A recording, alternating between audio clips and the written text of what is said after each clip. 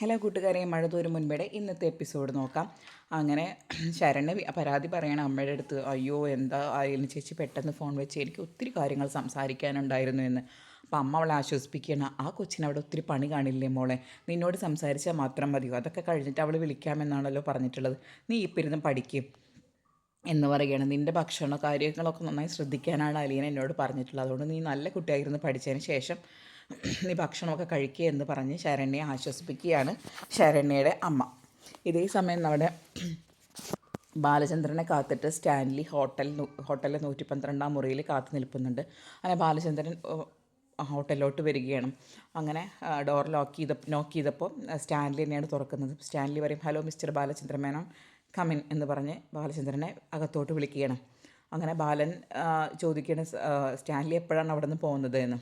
അപ്പം ഞാൻ നേരത്തെ തന്നെ പോന്നു, എനിക്കിന്ന് മടങ്ങി പോകേണ്ടതും കൂടി കണക്കാക്കണമല്ലോ, അതുകൊണ്ട് ഞാൻ നേരത്തെ പോന്നിരുന്നു എന്ന് പറയുകയാണ്. അപ്പോൾ സ്റ്റാൻലി പറയും, നിങ്ങൾ പാലായിൽ വന്ന് എൻ്റെ വീട്ടിലൊരു ബോംബിട്ട് പോയതല്ലേ, അപ്പോൾ അതിനെക്കുറിച്ചൊന്ന് അറിയാൻ വേണ്ടിയിട്ടാണ് ഞാൻ വന്നിരിക്കുന്നത്. പിന്നെ എനിക്ക് എൻ്റെ മകളെക്കുറിച്ചുള്ള ഡീറ്റെയിൽസും അറിയണമെന്ന്. അപ്പോൾ ബാലചന്ദ്രൻ പറയും, അതൊക്കെ ഞാൻ പറഞ്ഞു തരാം, അതൊന്നും ഒരു കുഴപ്പമുള്ളതല്ല, പക്ഷേ അതിന് മുൻപ് എനിക്ക് കുറച്ച് കാര്യങ്ങൾ അറിയണമെന്ന്. അപ്പോൾ സ്റ്റാൻലി പറയും, ചോദിച്ചോളൂ ബാലചന്ദ്ര എന്ന്. ബാലചന്ദ്രൻ ചോദിക്കും, അതായത് നിങ്ങൾ ആഗ്രയിൽ നിന്ന് വന്നതിന് ശേഷം നിങ്ങളുടെ അമ്മയുടെ മരണത്തിനൊക്കെ ശേഷം വൈജയന്തി തീർച്ചയായും പ്രസവിച്ച് കാണുമല്ലോ, എന്തുകൊണ്ട് നിങ്ങൾ വൈജയന്തി അന്വേഷിച്ചില്ല എന്ന്.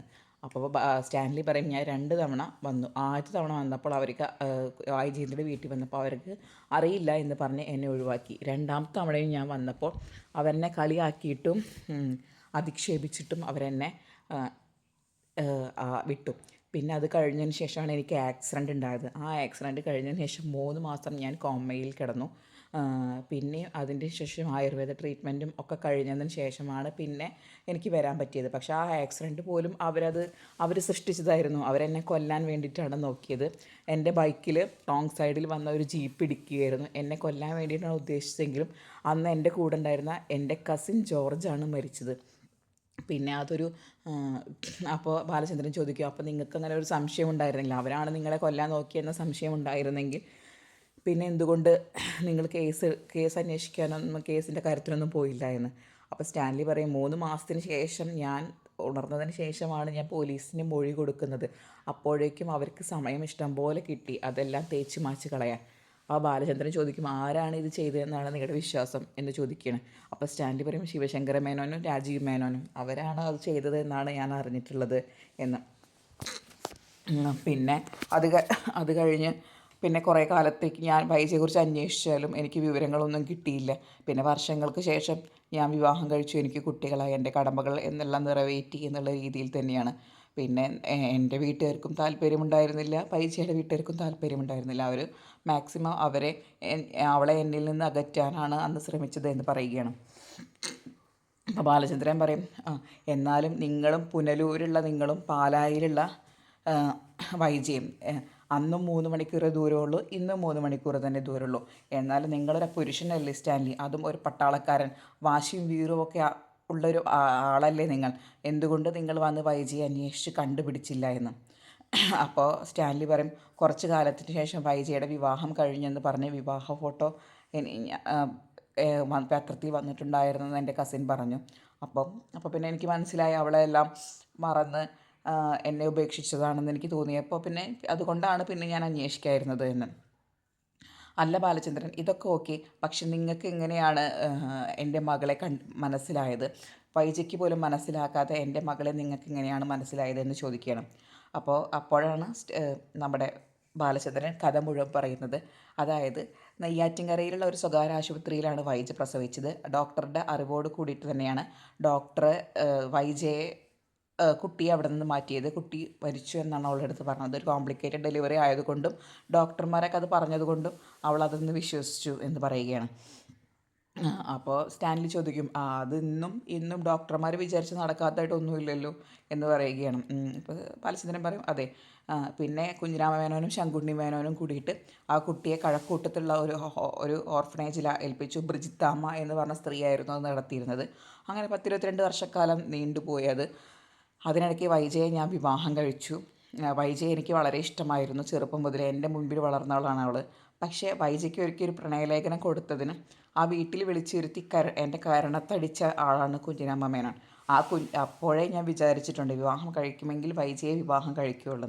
ആ വൈജയാണ് പിന്നെ കുഞ്ഞിരാമ മേനോൻ എന്നെ വിളിച്ചിട്ട് ഇങ്ങോട്ട് എനിക്ക് വിവാഹം കഴിപ്പിച്ചു തന്നത്.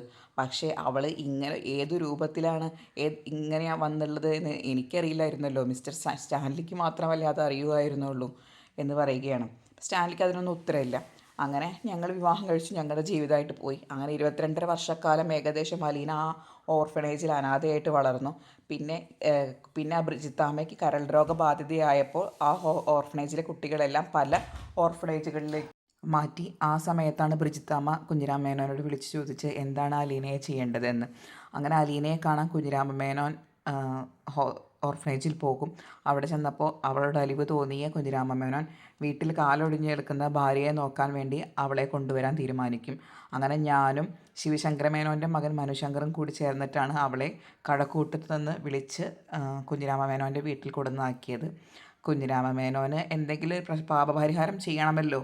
കാരണം വർഷങ്ങൾക്ക് മുന്നേ ഉപേക്ഷിച്ച മകളുടെ മകളെ വീട്ടിൽ ജോലിക്കാരിയായി കൊടുന്ന് നിർത്തി പുണ്യം നേടണമല്ലോ എന്ന് പറയുകയാണ്. ബാലചന്ദ്രൻ പറയും, ബാലചന്ദ്രൻ പുച്ഛത്തോട് കൂടിയിട്ടാണ് പറയുന്നത്. അങ്ങനെയാണ് കാര്യങ്ങളുണ്ടായത്. പിന്നീട് അവിടെ നിന്ന് അവൾ ആ വീട്ടിൽ കുറച്ച് കാലം ജോലിക്കാരിയായിട്ട് കഴിഞ്ഞു. പിന്നെ എൻ്റെ വീട്ടിലായിരുന്നു കുഞ്ഞിരാമ മേനോൻ്റെ ഭാര്യ ഉണ്ടായിരുന്നത്. അപ്പോൾ അവരെ നോക്കാൻ വേണ്ടിയിട്ട് എൻ്റെ വീട്ടിലോട്ടും വന്നു എന്ന് പറയുകയാണ്. അപ്പോൾ സ്റ്റാൻലി ചോദിക്കും, പിന്നെ നിങ്ങളെങ്ങനെയാണ് ബാലചന്ദ്രൻ ഇതൊക്കെ അറിഞ്ഞത് എന്ന്. അപ്പോൾ ബാലൻ പറയും, എനിക്ക് അലീനയുടെ പെരുമാറ്റം കണ്ടപ്പോൾ തന്നെ ചെറിയ പന്തികേട് തോന്നിയിരുന്നു. അങ്ങനെ അവളുടെ ഫോൺ കോളുകളെല്ലാം ഞാൻ റെക്കോർഡ് ചെയ്യാൻ തുടങ്ങി.